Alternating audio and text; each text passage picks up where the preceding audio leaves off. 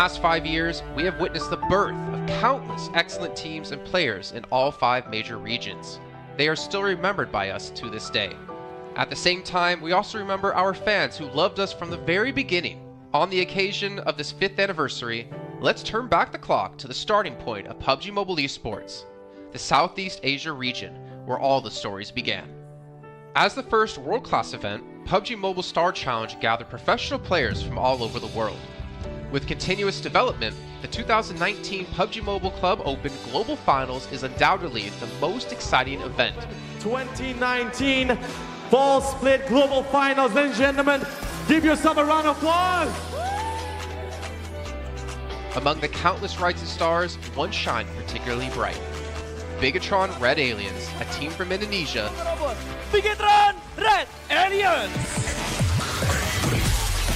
just got first place in the PMCO Southeast Asia Fall Championship, earning the chance to compete in the PMCO Global Finals in Malaysia. In the subsequent prelim stage, intense competition kicked off immediately.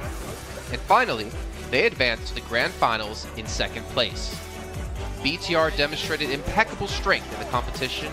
By the end, BTR was leading the lobby by a significant 106 points, bringing the first ever championship title to the SEA region.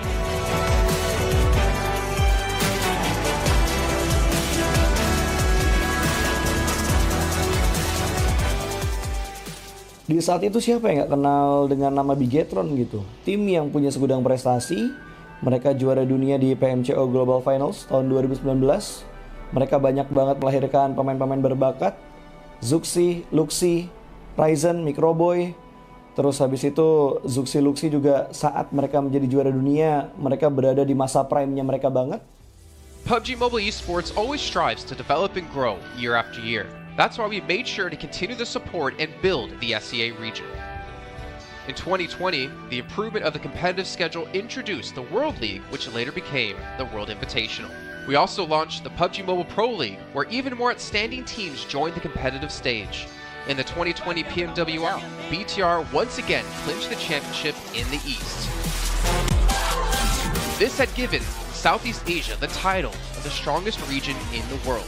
They hoped to continue their legacy at the PUBG Mobile Global Championship, the pinnacle of PUBG Mobile Esports. However, BTR was not able to repeat their performance from the previous year. This round, winner, chicken dinner, Nova XQL. With the rise of Team Nova, countless brilliant moments were had, but this also left many players with regret. After BTR Red Alien won at the Global Championship in Kuala Lumpur, we thought C region was the best. We thought nobody could beat C region except maybe RRQ Athena, maybe Illuminate the Murder, maybe Mega Conqueror, but C region was the best at the time. And we get to the league. We heard of a team called Nova. We thought maybe this team is not that good. On the contrary, they owned all the teams. They were very good. Let's move forward to the year 2021. With continuous efforts, more teams and players joined the Pro League. For example, Xavier, who placed third in the 2020 PMWI East League, also secured second place in the PMGC East League. FaZe Clan also made their debut on the world stage. Có thể nói 2021 là năm thành công nhất của Dingo Xavier trên đấu trường quốc tế, khẳng định vị thế và tên tuổi của Việt Nam vô cùng mạnh mẽ. Còn với FaZe Clan, đây là năm đầu tiên họ đặt chân đến với giải đấu cao cấp nhất của PUBG Mobile, nhưng lại khiến tất cả những đối thủ khác đều phải dè chừng và e ngại. Undoubtedly, the year 2022 has brought the greatest changes to the SEA region. Vampire Esports emerged, dominating 2022 PMWI, winning both the main and after-party tournaments, while also setting records for most chicken dinners, most eliminations, and more. They were not only facing competitors from the SEA region, but from all over the world. Everyone was talking about VPE and wondering if they can maintain their performance at the Global Championship or if it was just a stroke of good luck. On the last day of the 2022 PMGC Grand Finals, VPE won 3 chicken dinners alone, moving from the bottom of the table to 6th place, achieving the best result for the SEA region. They pulled off another miracle, but sadly, it was not enough to win it all. In 2023, VPE continued their impressive performance. They once again won everything at the 2023 PMWI. 2023 PUBG Mobile World Invitational Champions, Vampire Esports!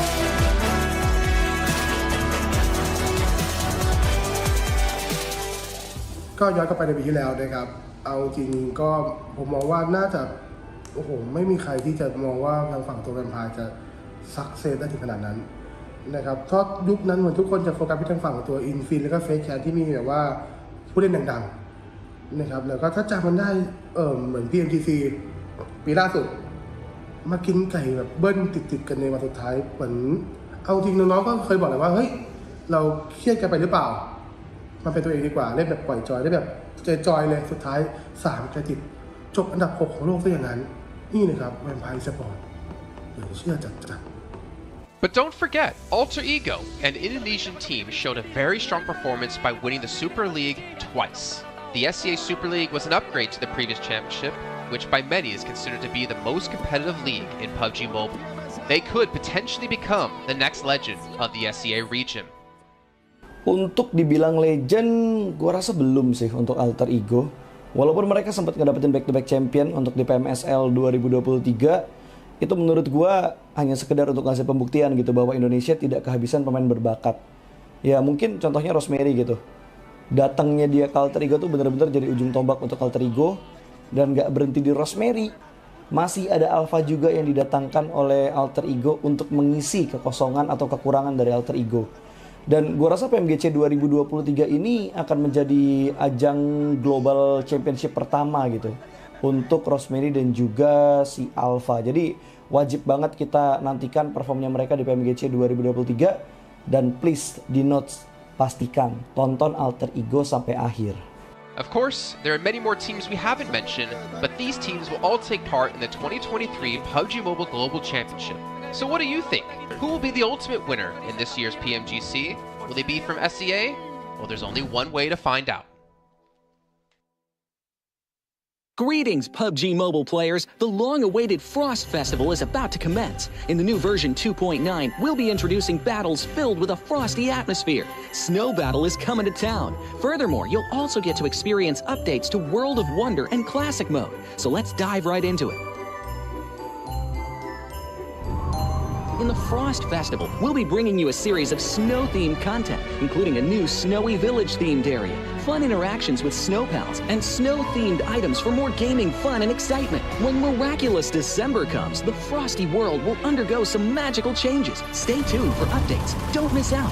First, let's take a look at the new themed area, Snowy Village. The village covers a wide area of 280 by 150 and has loads of supplies. It's located near Stalber in Erringel, Iceborg in Livik, and Goroka in Vikendi. In addition to the buildings on the ground, the underground area of the Lucky Ice Tower is also worth exploring. Make use of the 2-story layout to experience a completely new battle experience. Sound the bell in the Lucky Ice Tower, and you can even summon rewards. Additionally, the village also has a snow rail, which can help you quickly move around and gather supplies. It allows you to navigate flexibly between different areas of the village and also swiftly relocate to advantageous positions during battles for your team to counterattack more effectively. Of course, you should always remain vigilant to avoid becoming the target of an ambush. What's more, the village also features a special 2-seat vehicle, the Reindeer. It's also a great choice for transportation as it allows you to swiftly move all over the map. For intense battles, we've also prepared festive and practical battle equipment for you, the Snowball Blaster and Snowboard. The Snowball Blaster can be used in many ways and has loads of functionality. When you aim it at the ground or a building, it can create a snow pile cover for you. When used on enemies, you can temporarily transform them into lively snow pals to restrict their movement. When facing bodies of water, you can use the Snowball Blaster to freeze the surface so that you can walk on it. It's definitely a practical yet entertaining weapon. After transforming into a lively snow pal, you will be unable to use firearms to do battle. You'll only be able to rely on basic actions such as walking, running, jumping, and swimming to evade enemy pursuit. It takes some time before you can revert to your human form. Let's build a snowman together. The snowboard will also bring you a whole new experience. Apart from helping you glide and move on various surfaces, it can also be used with the Snowball Blaster. Explore the many possibilities and use these 2 items to have all kinds of fun. We've also designed various interactive mechanics, such as searching for snow toddlers, lucky ice, and the snow blast zone. When you encounter a lucky snowman on the map, don't be in a rush to leave. There are 4 lost little snowmen hidden near the lucky snowman. Search for the 4 hidden snow toddlers and bring them back to the large snowman. You'll then receive a token of gratitude. There are lots of lucky ice scattered across the map. Shatter the ice to get the supplies inside. Try using a melee weapon to break the ice more easily.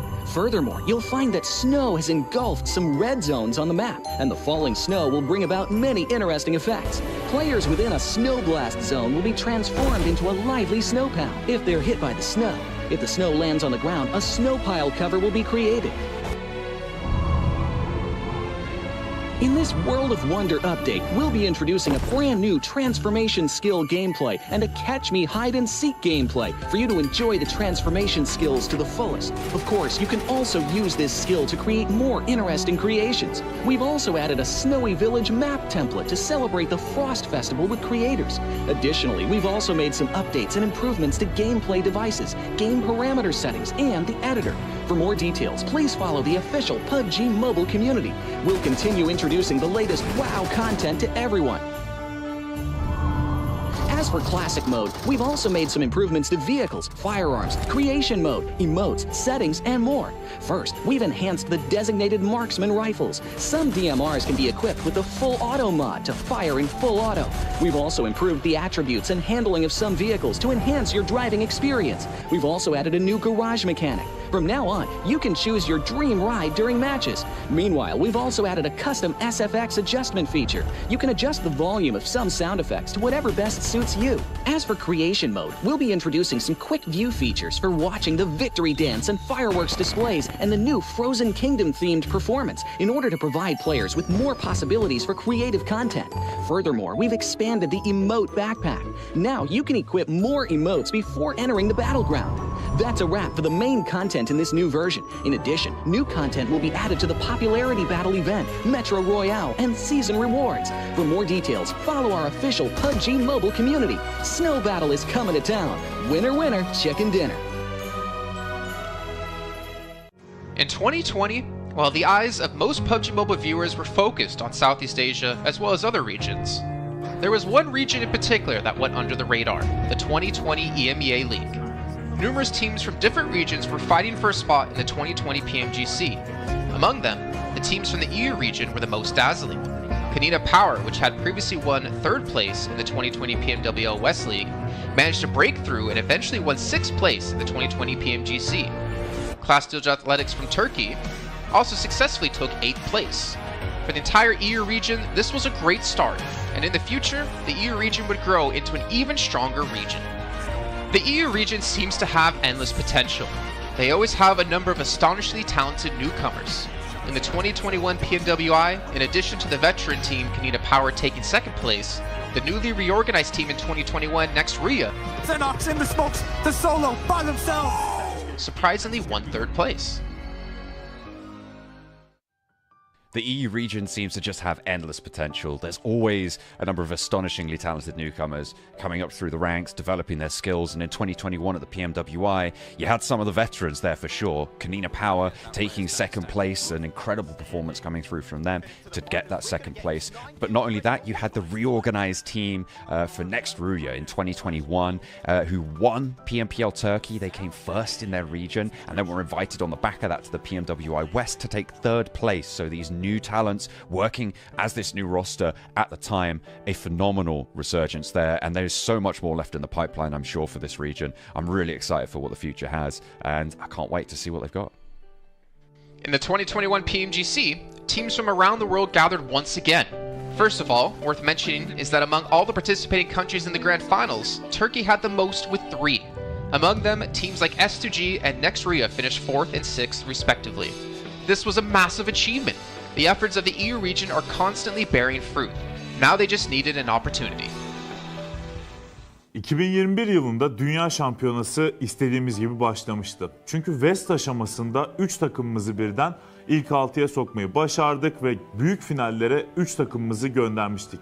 S2G 4. olarak buraya katılma hakkı kazanmıştı ve kadrosunda Rip7, Timber, Kalse, Sylas gibi isimler vardı.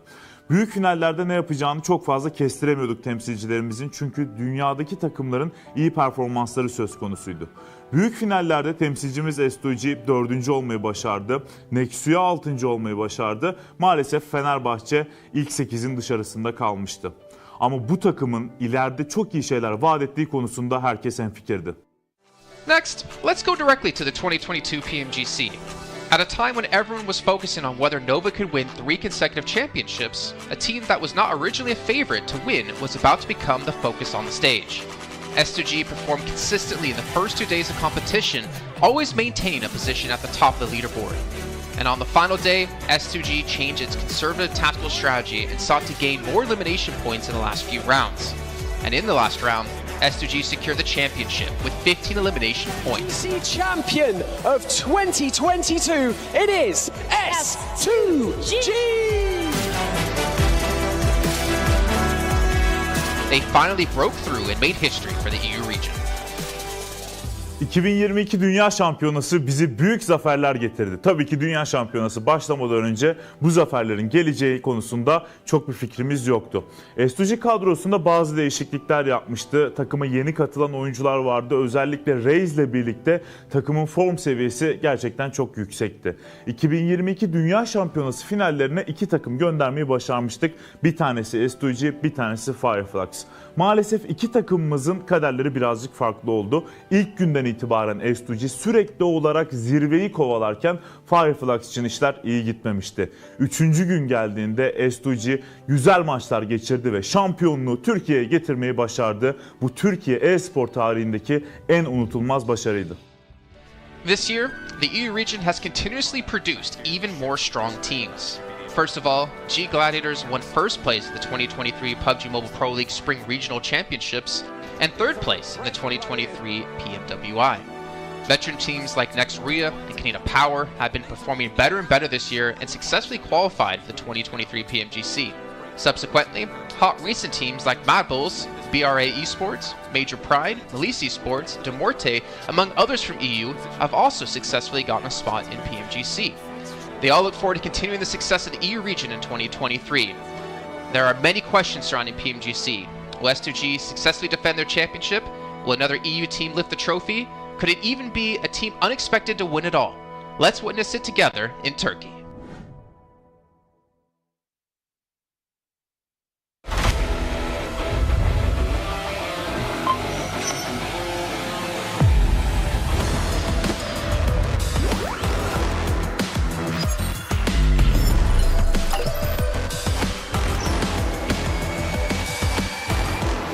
Gold Investigator.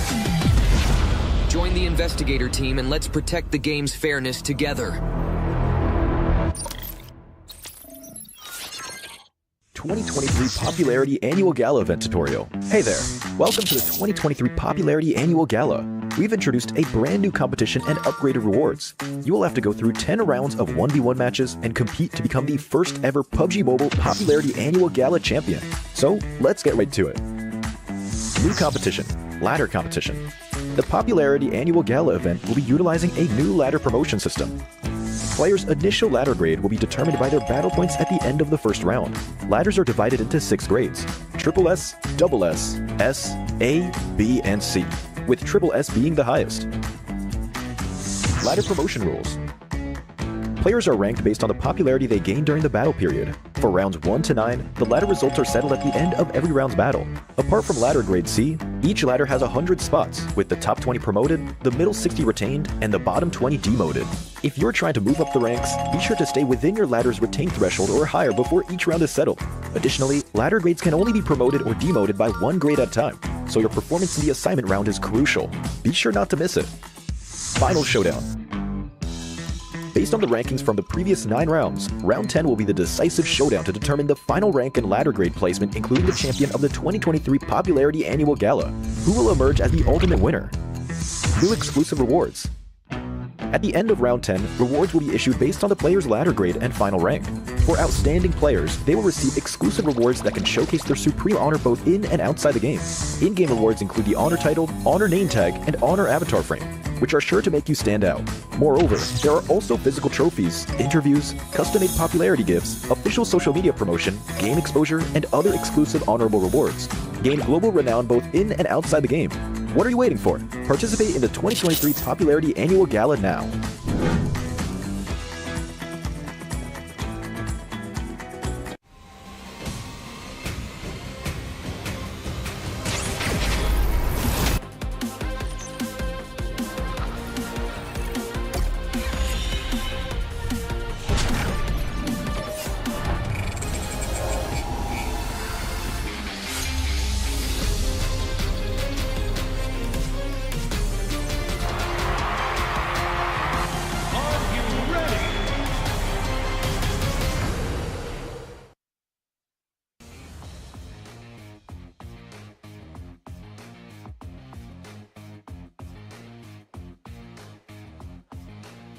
Welcome back to the PMGC 2023, and this is going to be the last chance stage here.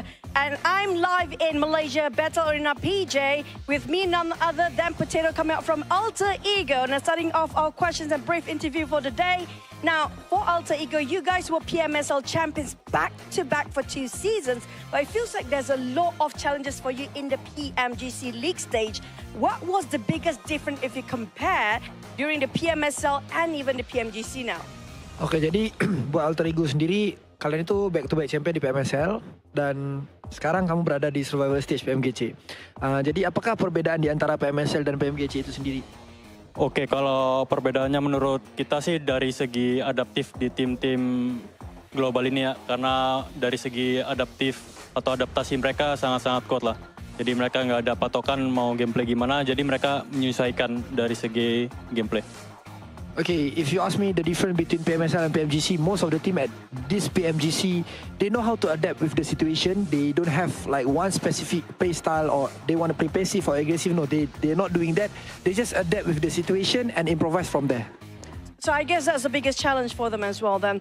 And now, based on yesterday's matches, are there any adjustments? Since today is your last day playing as well, you have to wait for tomorrow. Will there be any adjustment for your team to just make it for the next stage and get a better result? Oke, jadi buat hari ini adalah hari terakhir buat Alter Ego sendiri. Apakah menurut kamu sendiri ada sesuatu lah yang kamu ngerasa bisa nggak kamu lolos ke survival stage nanti gitu? Apa yang kamu harus lakuin buat kamu lolos ke survival stage?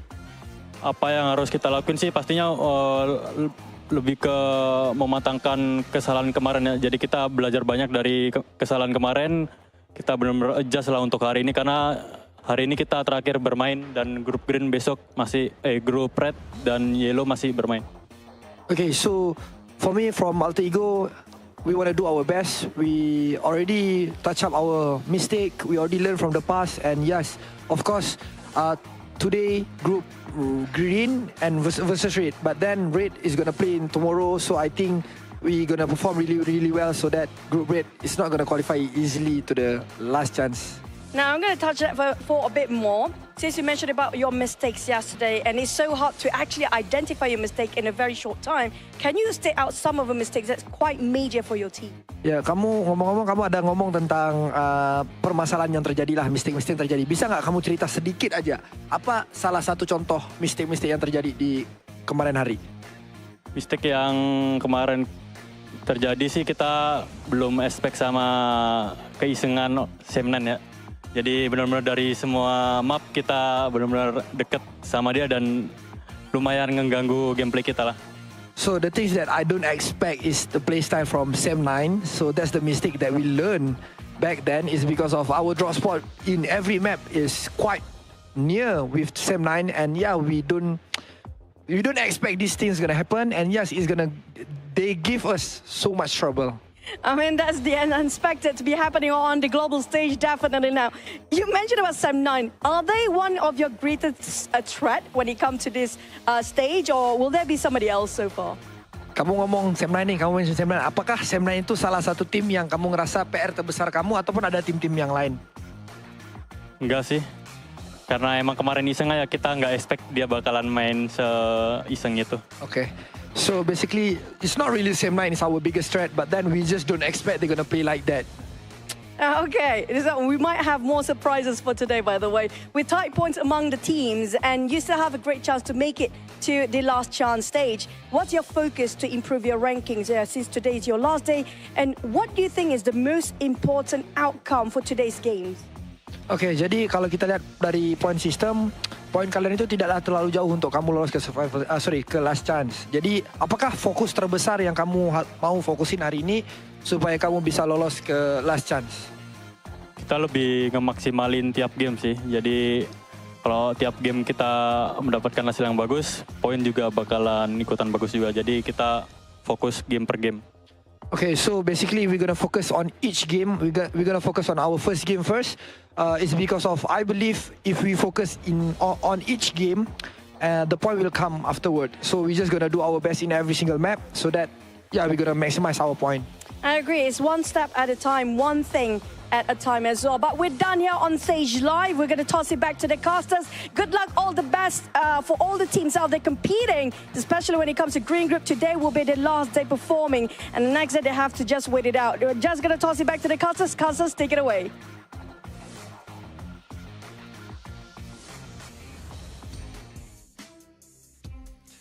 Well, as you heard there, Potato, Alter Ego, and all the teams from Group Green, this is your last chance, your last 6 matches to get as many points as possible and potentially keep yourself in the safe zone. I'm Jason Kaplan, and we got Maxman and Kalaris here on the desk to break down everything happening, obviously, yesterday and what's to come up today. And honestly, Max, well, no, I'm not going to go to you, Max. I'm going to go to Kalaris first. Alter Ego had a rough day, to say the least. Yes, they did, and I VOD reviewed them quite extensively. So obviously we heard in the interview there that, you know, Sem9 was one of their downfalls. Luckily for them, they're not playing today. However, I think that is not the issue for them. Yesterday, the issue for them in 4 games out of the 6 was unnecessary risks. You think back to the Sandhawk, you get caught in the water, BTR takes you down, you're done. You think, and the other water scenario in Erangel as well, that was not required whatsoever.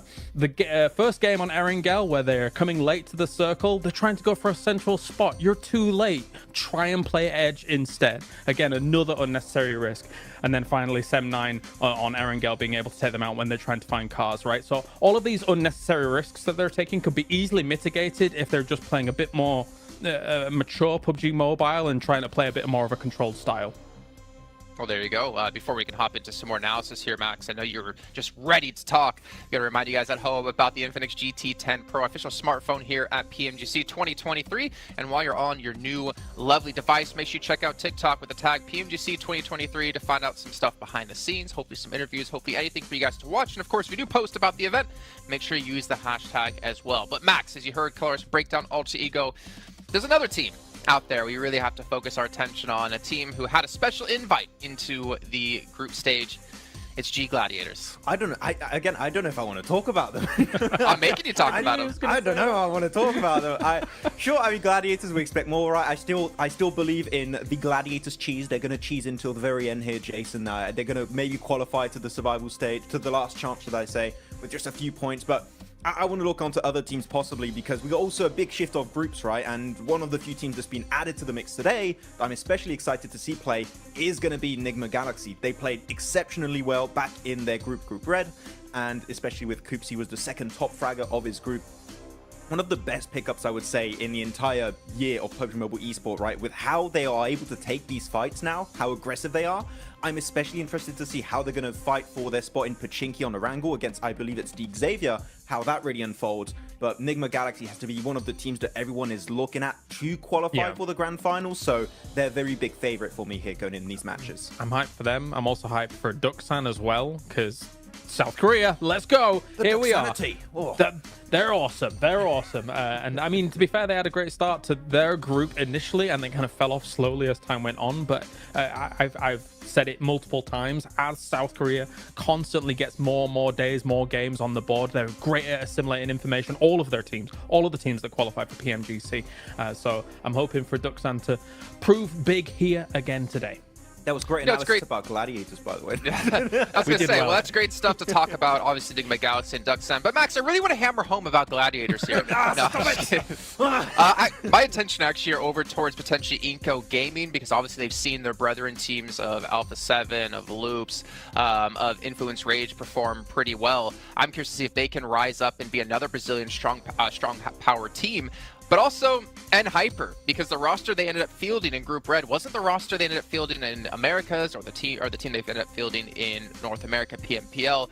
I mean, to be fair, GFan on the roster was surprised to see them do so well in the group, considering GFan's kind of been out of the team for a while now. But they have, I guess, a lot of pressure coming their way from North America in general, considering they're our only representative. And I don't know. It's going to be tough, man. That's all I can say. I know that Zifan is watching a lot of, doing a lot of viewer parties, watching a lot of the different regions. So I think that might have helped out, actually, because he knows kind of what to expect in these matches against all these different teams, how they're going to rotate, and how these matches are going to be unfolding. So maybe that has been helping them out quite a bit. But it can't help you against the domination of Brazil right now, because Influence Rage are just running away with it. And As you said already, talking about Inco, Jason, they have already played at this stage. Nenebich in particular, one of my favorite players of the region, that I would like to see them potentially climb up. But that would be too many Brazilian teams almost in the grand finals. They can't beat all of them. That's not possible. Or could it? I don't know. We'll see. Obviously, still a lot to come up down the way. But we can see a comparison here of Mad Bulls up against Enigma Galaxy. And Mad Bulls obviously struggling when it came to placement points, able to put up a ton of eliminations and obviously double chicken dinners as well. We could see just obviously the performance when it came to group stage quite different when it came to eliminations. For me, Enigma Galaxy, I do feel like they were the one surprise for me, especially out of Group Red, to not advance through to the grand final straight away. I mean, they just fell short of Morph by a few points here and there because Enigma Galaxy had a great start, and we know this team as a very formidable roster. I mean, I think a lot of people put a lot of stock in if Coops is gone, then if he's eliminated early, then maybe they don't have much legs to stand on, but I don't necessarily hugely agree with that. Of course, he is a force to be reckoned with, right? And somebody that is going to be sitting very strongly with him, as you can see here with the 43 eliminations. But this team still is able to play a macro game, even if Coops is gone. It's just that he is quite the powerhouse to speak of.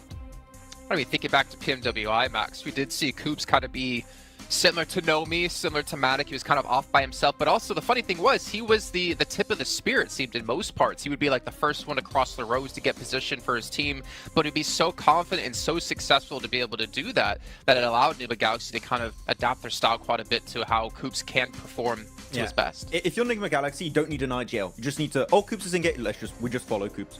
Enable him. No, just enable Coops, exactly, to kind of take these fights, because clearly, as you said, he is the spearhead of these scenarios. He is the one that is leading the charge for this fight, and a lot of the time it's very successful when it works out that way. And the rest of the team, sure, they can frag out. We know Lord, we know Freak, we know how Rauf can also pop off in these matches, but clearly it's just the setup around Coops. If he gets knocked, pick him up. You want to keep him alive as much as possible, which is what I wanted to see almost from Quest with Al-Hajj, but it's just not been the case. Al-Hajj has been going out early, so it goes to show how important it is to keep a star player like Coops alive until the very end, because it increases your odds of winning those matches pretty significantly. So yeah, I hope that it's going to work out for them, though. If you're looking also on this graphic, Radio Seal, currently Reject, we had some great moments, right, Kalaris, in the group stage.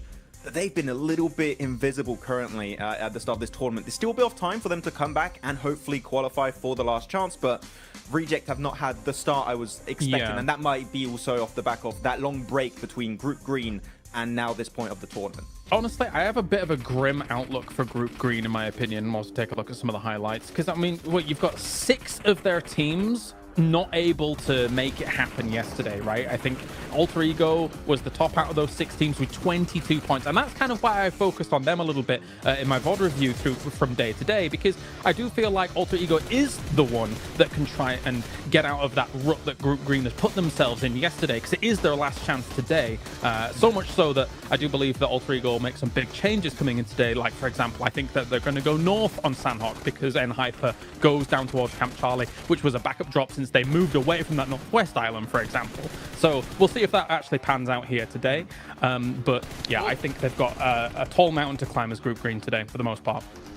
I will say this, I'm 100% in agreement with you, Kalaris, but one thing we can't forget about is that the difference between 16th place and 8th place is 15 points. Now, obviously, if you're Melissa in the situation, that's over doubling your points, but it's not that big of a gap at the moment, so it's really going to come down to those potential 1, 2, 3 points. That means whether you're into the last chance or your unfortunately PMGC run will be done. So it's still extremely close, but yeah, it is kind of eye-opening, Max, as we look at Group Green just struggling down towards the bottom of the leaderboard. Yeah, actually, I got a few numbers right now. Group Yellow, on average, have 40.5 points. Group Green have 26.3. So there's a pretty significant disparity between the teams that are between these two groups. It is going to be a bit rough. There's room for them to, of course, catch up here, but as we know, for the survival stage, it's only 2 days. The team of Group Green only have 6 matches remaining to have an impact on the leaderboards. And after, I mean, Kalaris in esports, this is always the worst scenario to be in. You just got to stay and watch and just hope that the other teams around you don't perform well, which is the most insane situation to be in because you just cannot have the impact you're hoping for anymore. No, for sure. It's a terrifying prospect to actually kind of stare down. For Rejects, of course, I think that obviously right now they got themselves 17 points yesterday. Compare that to the group stage that they had, which was 188 points in total. For me, I don't know if 2 days is enough for Rejects and rotating lobbies for them to gain traction, because Rejects' performances came in the latter stages of their group as a whole, compared to some of the earlier days and the earlier results. That said, as well, there's some uncharacteristic numbers that came out from yesterday. Procedure, for example, only 10 eliminations across 6 games. This is a team that can get that in one game, no problem, considering what we saw from them in the group stage. So my eyes are also on them, aside from Alter Ego, because I just think that they're capable of more. 100%. I completely agree, and unfortunately, just not seen out of them and the Twins. But you know what? Obviously, rotating groups. I think for me, as you kind of mentioned, right? Like we have rotating groups. It kind of doesn't favor some of the teams. But for me, PMGC is always about finding the best all-around team, because there's so many different kind of mini tournaments within tournaments, right? You have your group stage where you play out the same teams over the course of 3-4 days. Then you have this event where you have rotating groups. You have to be adaptive. Then you get to the grand finals where it's going to be a sprint, or I guess the last stage coming up in just 2 days, where it's really a sprint, right? With just 2 days of play. You got to be good all around. And we're going to find the team to be just that, hopefully, very, very soon. But one team I did want to focus on, just really quickly, because I want to throw this out there in case it happens. Influence Rage. You're so far in the lead, there should be no chance you're ever going to fall into the bottom 8. Do you start to hot drop on some teams' potential, start to kind of put yourself in rotational paths of some of the teams, well, obviously not them because they're not playing here, maybe Mad Bulls is a better case in the situation, to punish teams and prevent them from potentially qualifying? Because Influence Rage will come tomorrow, Mad Bulls is today. We always theorize this, and it pretty much never happens, right? But I want to see it! You want to see it, okay, but other teams going to take that risk? I'm not quite sure. You could do it if you want at the second half of the day. I think now is a bit early to do that. You're safe. You're not 100% safe, so just... Mad Bulls? You don't... I mean, for Influence Rage, I would just say, just play the half of the day, just chill, normal. Then if you want, and see how it happens. I think the earlier you do it, the more responsive teams are going to be to that, and they're going to adapt around you potentially hot dropping them, right? So if you Influence Rage, Mad Bulls, BTR, maybe you want to take a bit more time before going for a play like that. I don't know who you'd want to pick out. Maybe Rejects, maybe also Gladiators right now could be a team to take down. I don't know, could be. I have a thought. I do think Mad Bulls is relatively safe. I mean, considering that I think that their performance will continue here throughout the day. I think if you were going to target anybody based on these two groups alone, I wouldn't even mind looking towards Procedure for on Erangel. If you think about their potential rotational paths from something like Yasnaya going up against kind of Rozok, sometimes those can potentially clash from time to time, and Erangel is the most, as we all do our little things. Please sir, I want to be next. You know, I think that could be a target. If they were going to do something, I don't know whether they will though. I'd even go on Alter Ego, to be honest. I think that would be a good team to take down. Maybe. They could be a threat. I mean, that's a good point. If you prevent people from hot dropping you when we get into the last chance stage, then it means your position's going to be a lot cleaner. You're limited in games. You have a better chance of qualifying through. But let's see what's going to break down as we're heading to our first match of the day with Sandhawk. Going to throw it over to our commentators, Jack and Blink, to take it away. Thank you, Jason. Oh, it's exciting already because I kind of like the way you can see we're all there in anticipation. It was cool. I like the way you kind of had, you know, we're in school blank. We want to get our opinions. Oh, in. yeah. Because even me and you were speculating, we're theory crafting. It's sick, man. This week's going to be so damn good. Like, the quality of games yesterday was great. If that carries on, I'm living for it, like. Yeah, I mean, we were having a little chat behind the scenes there. I mean, to be honest with you, there's a lot to talk about here. You know, you have some of these groups here that are now playing their last day. It's Group Green. This is their final day today before we head in towards tomorrow. Everyone gets 2 days of play between both the survival stage and that last chance. And some of the players, some of the teams in Group Green are in real danger right now. It's a stressful experience. U-Do Alliance, they look happy, they look ready to go, they look very, very excited to get things on the road here. They had a pretty good upwards trend over in their group. Didn't start off so strong, but ended it quite significantly well. Obviously not getting in towards that direct invite stage, but yeah, for Group Green, things do get a little tough here. And you know, we were chatting about, like, you know, there was really only a couple of teams from Group Green that we actually thought were fairly decent towards the end of it, and it kind of felt like the group of death. But the more we look into it, the more we see there's actually some very, very good teams in some of these other groups that definitely deserve more praise.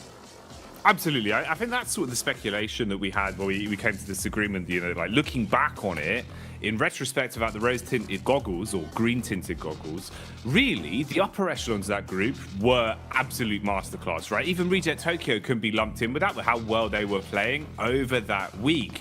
But since coming into this, well, hang on a minute, hold that thought. It seems like hot drops are happening, Blank. What's going on here? Straight into the action. Is that Mad Balls under pressure already? It is Inco versus Mad Balls here. And we saw this versus Mad Balls in the very first day of their group versus Falcons. They lost their hot drop, but they're used to it now. They're expecting something to go off. They've already found one knock off the bat here. Let's see if they can find any more, Jackie.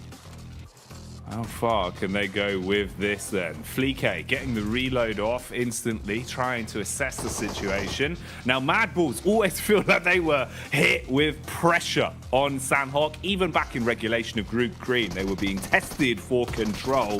Inco are the ones that are starting to show up here, though. Early damage done. Fleek down by the DBS. Another knock coming in, Blank. Bit of a trade, but now we're seeing them both be severed. Lots of damage across either squad now. It was one apiece, but Inco were able to get that res off there. Vitali will finish off Fleek in the meantime. Zerich desperately trying to hold his own. Becker trying to head down the stairs. Nice little peek out coming through from Inco. Only one Mad Bull left remaining, but it's Tulika. He was having a fantastic day yesterday. Not about to let this game slip out of his hands, but he's only got one teammate left to bring up. But a huge amount of damage onto Squash. Last player alive, Tulika. Can he clutch this out? Oh, is it going to be burned clutch like a used car salesman? Drop down for Squash, seeing if he can clear his way through as the bullets come flying. Tulika calls for the backup of his teammates, rotating further over so he's got room to try and pick him up later if possible. Doesn't peek off the back of the bait of the movement either, so Squash still holding. Frozen expires, and it's all on Tulika for good. No chance of getting his teammates back, so worst case scenario has happened here. Even if either one of these solos get away and give up the final elim, you have crippled yourself coming into the opening game today. And this is it, Blank. They've got to roll with the punches now. Yeah, Nima Galaxy also having a little peek in here with Ralph off in the distance alongside of his teammate. So this fight is not going to go well either way for both squads right now. Tulika is on the broadside, will be spotted almost immediately. This shotgun that Squash has found himself alongside with the SK-12 that he's currently holding on to, it is just stressful to deal with now for Tulika indeed. One shot will be enough to take him down unless he's at distance, but for the Mad Bulls, this is still sort of an important fight to win out on, right? You do not want to be losing your spot in Ruins. You don't want people to be feeling like you're an easy prey come towards that direct invite towards the PMGC, that global championship. So for anyone watching, all the other teams are already qualified. You know, Mad Bulls having to put on a bit of a performance here, a bit of a display. Goodbye.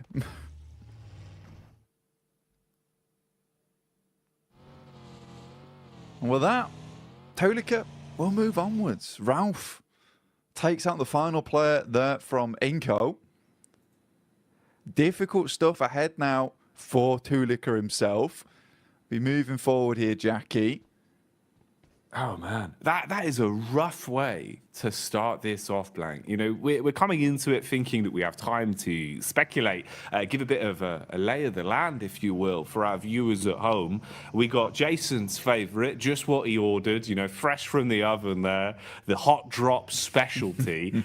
Mad Balls just walking away with just the one man as well. The worst case scenario, really, Blank. And then a third party to steal that last elim. Ooh, wrap that up in a neat little package. If that isn't a little taster of the sort of shenanigans we're going to be seeing today, then I don't know what would be. You know, maybe like a beef stroganoff. Yeah, I mean, for some of these teams, some of these squads, right, it was kind of interesting because we were sort of speculating, is Mad Balls going to want a hot drop? In the end, they have to, but it's Inco who does engage that. And I think for Inco, maybe not the greatest thing to happen. I mean, we were talking about how, you know, here on Sanhok, you do want to try and get as many points as possible, squeeze out as much as possible from this map, because you're only going to see one of it anyway. You don't want to go heavy on these games. Tixie all by his lonesome here. No one else to help him. He's got a DBS versus the three-man squad here of Quest. easy, straight around the corner. Easy 2-pump, double barrel action. Straight into the face of Kitsune as well. Causes him to go bounding around like a very aggressive bunny rabbit. And he's put the foot down, Blank. At least hits onto a 1. The sprint out as well. Basically just offering themselves up as sacrifice there. Those are some freebies for Gladiators. You get the response in as well for the situation. Get everyone back on their feet. You're going to be happy with that. Yeah, you got to be really, really pleased with the fact that Tixie's able to hold his own on this compound. It is typically where Tixie does play as well, over towards this eastern side, able for the rest of the team to get over towards him as well. And I think that that is nice. That's a nice regroup coming through from Gladiators. A lot of times they've been fairly slow on that approach. If one player is all on his lonesome, backup doesn't come half as quick enough a lot of times. So for Tixie, he is thanking his teammates, clapping them on the back there. That is a very, very pleasing result for Gladiators. Not so much for Quest, currently on 13 points. It's not really looking too good for this team, even after the absolute mad plays we saw from Al Haji yesterday. I don't know how much further Quest is going to be able to get into this tournament, but I think next year is going to be a really good year for Al Haji, no matter what team he's on. I think they've done well, at least in kind of winning the hearts of the fans a little bit as well, with the time we've seen from them on camera, the way they've come across in their interviews, and the resilience we saw, at least in regulation, back in Group Green, right? You know, for them to actually fight through and even still be in the tournament in a position where we can still be talking about them right now, Blank, at least for me, was impressive. It just felt like there was a little bit of room for them to get another step forward. It's a shame how some of the games have gone for Quest, especially yesterday. It was rough. It was raw. Misery back on screens here, though. Evos instantly aggressing, looking to try and build themselves a few points on this one. Misery got the early knock off with the UMP. Redface and Co now moving in to clear out the upper compound as well, and flushing their way through anyone that dares to peek into them. Yeah, it's a nice little fight there from Pasija Evos versus N-Hyper, leaving them down to one player now. And I think for Pasija Evos, this is very well set up. Yesterday didn't look too great for Pasija Evos. I mean, they were doing extremely well over in our group stage, but kind of fell off just a little bit there towards our first day of play for Group Green. 21 points, though. It's not terrible. It's not ideal either, but it's good enough. Pasija Evos, it is just Misery now, coming up against some of the players here from NASA. Xenox will open things up. And what more can he get done? Bullets down range early on. It's good high ground, good position to be in. They've got a great understanding of where exactly they could be potentially fought from. Bit of a move on the go here as well, as we see the rotation from Evos off the back of their cleanup. Now finding a bit of a safer compound to play in, but they've been startled, detected from across the road. We're lying in wait. It's Melise of all squads. Hit and miss yesterday, Blank. Honestly, to be fair with you, mate, I feel like we saw a truer test of them, at least in Group Green. You know, from what we saw yesterday, it felt like they were struggling a little bit. Even CEO later, there were times where it felt like this guy was a bit of a one-man army. I don't feel like he was as quick to the mark yesterday. I'm hoping, obviously, with a day of rest, you've come back in a little bit more fresh-faced today. Would like to see some improvements from them today. Yeah, I mean, for the Turkish squad, it's just a little bit difficult for them at the moment. I mean, they've been making a lot of right moves. And I think for an edge team that likes to kind of read into opponents' movements around the map and cut the legs out from underneath them, they did a good job of it in terms of theory, right? In theory, where they were playing, it was all fantastic. Then they were going down to these engagements. They weren't always able to win it out very cleanly with a four-man squad going onwards and just clearing from there. And they ended up just losing games very early on. And this kind of the risk with playing edge a lot of times whilst you're holding out and guarding those edge sides is that if you get into an engagement there, you lose it, right? There's not much chance of getting very much further into the game. For other teams that like to leapfrog from edge and then send towards a kind of a middling position between the center of the circle and the outer side of it, you have much more chance to get further into the game and maybe pick yourself some pretty consistent placement points off the back of it. And we had a really good conversation as well yesterday, or even this morning, actually, bloody hell, mixing up my time zones, all going so quickly right now, where we were talking about, you know, look, some of these teams yesterday just came out absolutely swinging, and I think in this format you have to, whereas other teams sort of got in their own heads a bit. Yeah, that was one of the big focal points we were kind of sort of umming and ahhing over, about how you could see the difference of, let's say, a team like Influence Rage, who came out just playing their style, just absolutely giving it, right? Any opportunity they had to just swing on a fight, play confidently, going into an engagement basically thinking, you know, we've already won this. They're just thinking about the points being in their pocket. You're going to have so much more of a better time of it than going into it giving so much respect to teams, overthinking these situations. And we've seen that change. A lot of our squads from Group Green, it feels like their play styles have kind of flip-flopped more so than anything compared to what we were seeing during that regular point. This is an interesting one, actually kind of ties into that. You can see here, Reject Tokyo at least getting a bit more confidence to fight and contest for center control. A little bit lucky there in terms of the draw of the circle, but it works out. You've got a compound, you're in a good spot, and they're going to be pleased with this, mate. They'll be chuffed with that blank, because when they had center control, when they felt comfortable early in a compound, this is where we saw some of the better games from Reject, because honestly, they're great on defense, good comms. It just felt like getting there was rough for them. They've been playing a lot of edge, and it hadn't been working out too well. I'd hope that would be a positive change.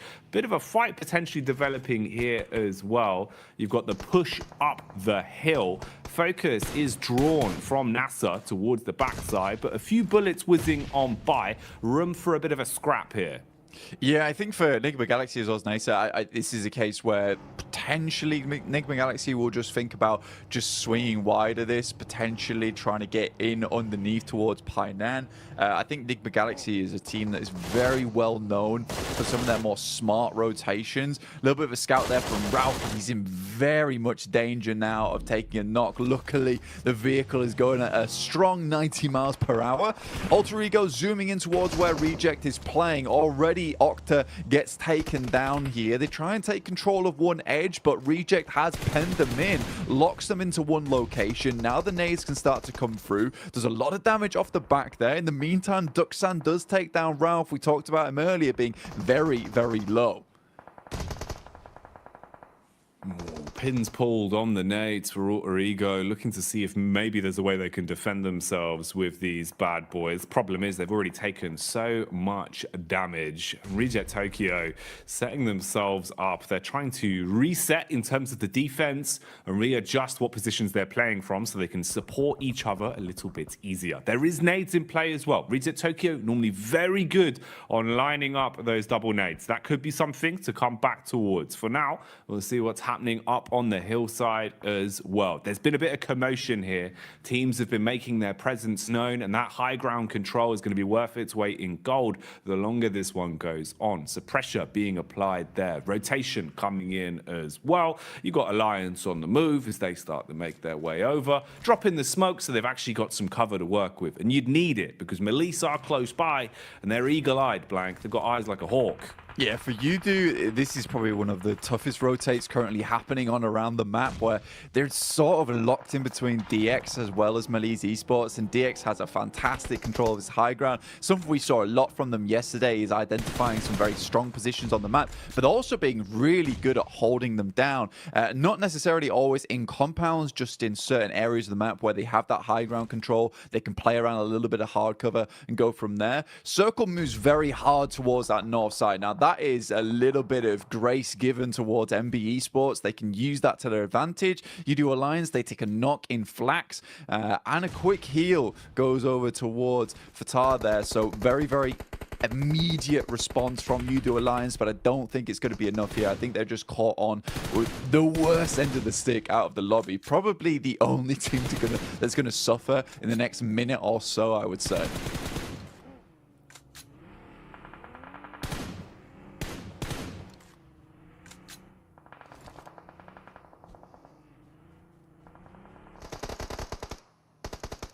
Malise Esports on this side of the map. Now Kisyu does go down. Poser has a nade in hand. We'll send it over towards Nisa, but Malise Esports again just crumbling a lot during these days. Again, Nisa, 5 eliminations found so far. Really, really good stuff from them. I think this is interesting because it is a lot of these squads that we see a fair few times that just come into these games swinging. They tend to do well, and I would say that this is a very, very good and promising mark of the game going forward here, Jackie. I'd agree with you, man. It feels like, actually, you know, we're getting into a bit of a groove now, a bit of a stride for some of our teams. A lot more aggression displayed early game as well here with the culmination of the two groups we have in today's lobby for survival stage. Now, they were being pulled and pushed in multiple directions here. It felt like they weren't quite sure which fight they wanted to set their gaze on, but now they've been thrust into one. They have to try and survive, taking a ton of damage up against Evos. Good lay of the land from Link as well. Knows to look towards the distance, can see just over the ridge side where his next opponent is coming from. They've got an understanding of where exactly he's playing towards, but with the bullets connecting, they're going to start to farm up these elims. Melise, meanwhile, are crashing down as well. This is UDU Alliance still trying to push over that hill. They've been doing this for quite some time, Blank, and maybe it's going to start to work out. Nice connection onto Levites. He's dropped and finished off for good, and they're still pushing in. Yeah, Cluck's doing a really good job here. I actually like the thought process we saw from UDU Alliance. Unfortunately for them, DX follow them down on that south side, which is a really cool play from DX. You don't a lot of times see teams chasing on this situation. In the meantime, Reject desperately trying to hold on towards their central compound. They left it, they moved towards that north side, but they did face off versus FaZe. But they're currently still in a strong position. Gladiators, for them, this game is very, very important. They already started things off really well with a 4 eliminer. It would be absolutely strange and weird circumstance that we see Gladiators get the majority of their points done on Sandhawk. As we know, they are horrid at this map. This is a map that they do not find a lot of success on, but already they're up to 7 eliminations. With 4 players alive, this is starting to be a really good run for them. There's an itch in the back of my brain just reminding me of one of the Sandhawk games we saw from Gladiators quite some time ago, Blank. And I just remember it starting off in the same kind of way. When the pressure's on Gladiators, when it feels like, you know, the story's not going to happen, the crazy comeback towards the end is never going to be there. It feels like finally that Cinderella story won't be written. Something like this happens. We've seen it before on Sandhawk. I don't know what causes them to play like this sometimes, but they've certainly had their breakfast this morning, and they're coming out with some fibrous maneuvers, looking very solid in the moves they're making. 7 elims to the name, Blank. How much longevity have they got on this one? We'll keep our eyes on it because Gladiators need a good game, and the individuals are playing to prove that. Yeah, they desperately do. Right now, facing off versus Duxan, not an easy team to go up against. MB Esports, they lose Fistboy on a knock. That's to DX, who are doing a really good job over on this eastern side, just clearing their way through. Up to 3 eliminations now. Alter Ego also chiming in. Bit of a better rotate from them over towards this south side, able to take over that compound that Reject were holding on to. I think a lot of that comes off the back of the fact that Gladiator was able to get some really good pop shots between the windows, knock some of the players from Reject. Very much slow them down, bog them down. More nades sailing in from Gladiators, taking out the remainder now of Duxan. FaZe spots out some of the players from Gladiators, will take some pot shots towards them, over towards that western side. Chow gives his life for the rest of the team, but it's just Paragin now. With Lamborghini down, he is able to get in, but this is more of a survival game for them. Great circle here for the Gladiators. The last minute men, as usual, very much feels like back towards my university days where the deadline's looming and then suddenly I'm in the library for 24 hours. That's how it always goes with Gladiators, man. I sympathize them with a lot, Blank. I'm the same. Unless the deadline's there, it's not getting done. And that's the way they play. And honestly, it's working wonders for them right now. Again, you know, with every time we're looking over to them, they're starting to build up more elims. And like you're saying, zone-wise as well, they're in a good position to make a play off this. The one awkward encounter in the dead center as well is Reject Tokyo, now basically being the Reject duo, with all of FaZe in full force around them as well. So not really what you want to be. A bit of flat sharing going on, and that's illegal. It's called subletting, Blank. FaZe are going to clap back onto DX as well, finding a way to peek through the windows. An assault onto Paragin. That's an unlucky knock. Yeah, I think right now, even though he's able to get Lamborghini up, it was kind of for nothing. This little high ground the Gladiators currently have control of was so fortuitous that they got the circle on this side. Coming off that high ground is very difficult, so they're trying to milk it for as much as they can here, stay on this top side. But it's MB Esports coming in to try and challenge us. So now, Gladiators need to be ready for this one. Kitsune luckily is in position as the DBS, only able to find one though, and that's not quite enough. The rest of the team instantly needs needs to improvise off the back of this. Sek and Mondo are down, so it's a decent start. The nades start pouring in, and it's a nice nade on the backside towards Fistboy. Just Akaze left remaining, and Gladiators quickly clean them up there. Up to 12 eliminations now, Jackie. A fantastic start. Tixie's flying through the air. Matic is on the support.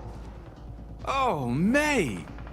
This is perfection put together so precisely from Gladiators right now. That was beautiful. The nade work to defend after the crash was on point, and then straight back into hungering for more elims. The peek down the hill, beautiful connection on the aim skill as well, and we get left with our final 4. A scrappy one at that as well, Blank. Alter Ego still alive. They were able to find what remained of Mad Bulls and shut them down, but they've now had the same done to them. Peek out from Sara Biceps, and with a smooth right hook, he's wiped them off the face of the battleground. 3 squads remain.